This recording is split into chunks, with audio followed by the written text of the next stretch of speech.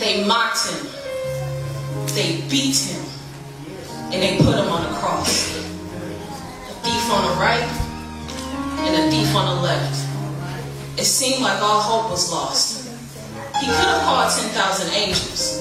Well, he could have called that times 2. But instead, he uttered the words, Father, forgive them, for they know not what they do. Even through his suffering, he had others on his mind. But that statement wasn't just for the Romans. It was actually for all mankind. See, he knew we would need forgiveness for all of our sinful ways. So he stayed there on that cross to give us a chance for better days. So when the soldiers told him to save himself, he didn't think twice. Because Satan had a ransom for our lives, and Jesus was paying the price.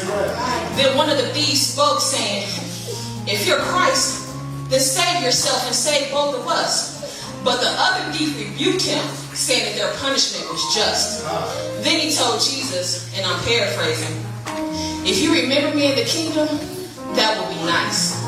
Jesus responded by saying, truly I say to you, today you will be with me in paradise. See, Jesus saw his heart and knew that he was truly sorry for what he'd done. And just like us, if we repent of our sins, the thief got to spend eternity with the Son. Then Jesus looked out and he saw his mother, knowing she would be left all alone. And he said, woman, behold your son. Son, behold your mother. See, Jesus was in the midst of doing something he couldn't postpone. But he wanted to make sure that his mother was taken care of, and his beloved disciple as well. Because Jesus, he had a date with destiny to claim the keys of death and hell. But just because he knew his purpose doesn't mean that the situation was easy.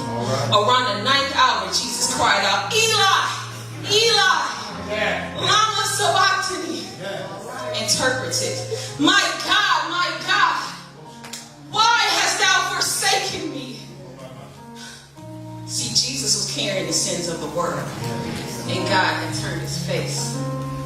Habakkuk 1:13 says, God is too pure to look upon evil. And at that moment, Jesus was taking all of our place. He could have called 10,000 angels, and he could have called 10,000 more.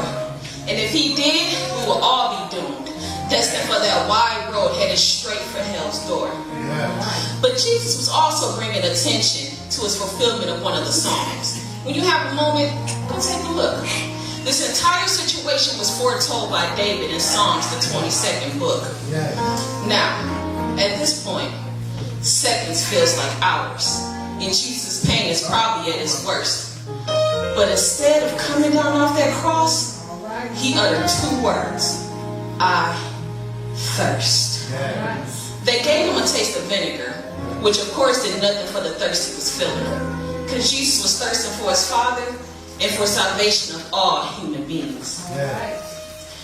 After he tasted the vinegar, Jesus uttered the words, it is finished. Because what he came to do had been done. Jesus made atonement for our sins. So our battle has already been won.